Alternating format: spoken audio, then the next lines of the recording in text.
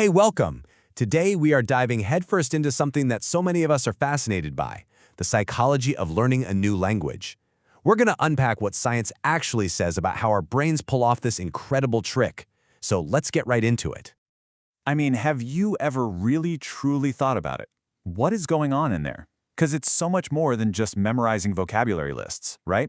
It's a full-on workout for your brain, neurologically and cognitively. We're going to look at the brain science, the actual learning process, and, yeah, why some people just seem to soak it all up faster than others. So, first things first, let's talk about the hardware, your brain. What physically changes inside our heads when we decide to add another language to our mental toolkit? Well, it turns out our brains have these dedicated language zones, and for most of us, the real heavy lifting happens over in the left hemisphere. This specialization has a name. It's called lateralization, and you can think of it like having a dedicated processor just for understanding and speaking. Pretty cool, right? Now, this whole neurological setup leads us to a really famous and honestly a kind of controversial idea, the critical period hypothesis. The theory basically says that there's this limited window, mostly when we're kids, when our brains are just incredibly flexible or plastic. And this plasticity makes it the perfect, maybe even the only time to pick up a language absolutely flawlessly. And look, this isn't just some abstract theory from a textbook. The tragic, real-life case of a girl known as Jeannie gives us some heartbreaking evidence.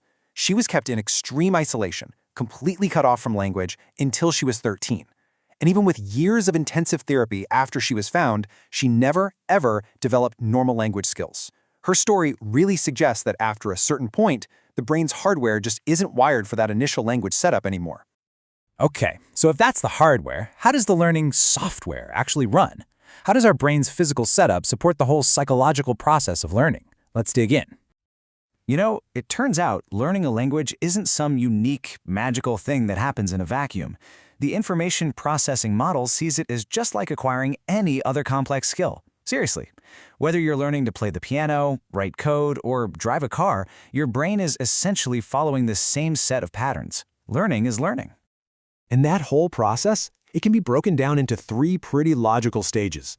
It all kicks off with input. You have to hear it, see it, be exposed to the language. And, this is crucial, you have to actually notice it. Then comes central processing. That's your brain doing the hard work, trying to make sense of all the new patterns and rules. And finally, you have output. This is you trying to speak or write, putting what you think you've learned to the test. And the whole goal of this cycle is to go from something called controlled processing to automatic processing. Just think about your very first driving lesson. Remember that? Every single move, the clutch, the signal, checking the mirror, it all required intense focus. That's controlled. But now, you probably drive to work without even thinking about it. That's automatic. And that is the holy grail of language fluency. This illustrates one of the coolest, most counterintuitive things about learning. It's called U-shaped development. So a beginner might say feet correctly, just because they memorized it as a word. But then after they learn the rule for making plurals, add an S, they might start saying foots. Now that's a mistake, but here's the thing. It's a smarter mistake. It shows their brain is actually building a system. Finally, they learn the exception to the rule and go back to saying feet. So the big takeaway here is that sometimes getting things wrong is a sign you're actually learning more deeply. Isn't that wild? Okay. So if our brains are all running pretty similar software, why does one person become fluent in 6 months while someone else is still stuck on hello? Let's get into the individual differences, your personal operating system. And this brings us right to the million-dollar question, the one everybody asks. Is it true? Are kids just better at this than adults are? Well, the answer is a classic yes and no. It's all about trade-offs. Kids, for sure, they have huge advantages. That super plastic brain we talked about. And they have way fewer inhibitions. They're not afraid to sound silly. But adults, we bring our own superpowers to the table. We have stronger analytic skills, and we have a deep, deep knowledge of our first language to build on. So what does this mean?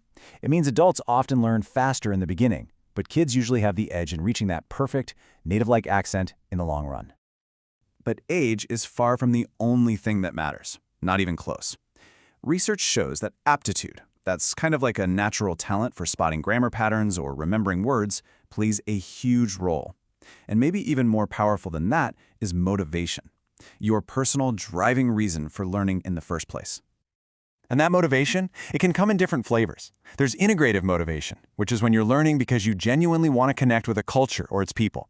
Then there's instrumental motivation, which is more practical, like you need the language for a job or to pass a test.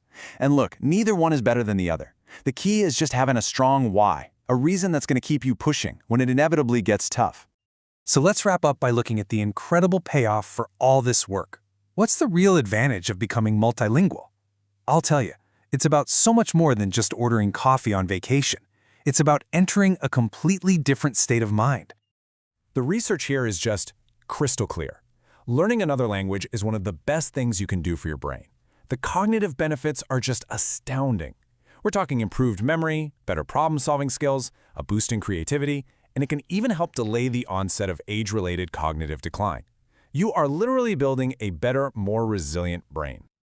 I think this quote from the linguist Vivian Cook just sums it all up perfectly. Knowing more than one language, it isn't just about adding a new skill. It creates, and I quote, a different state of mind. It lets you see the world through more than one lens. Which leaves us with one final thought to take with you. Now that you know a little more about the science behind how we all learn, what's the one thing you might change about your own approach? Whether you're already juggling multiple languages or just thinking about starting your first one, understanding the process is the absolute first step to mastering it.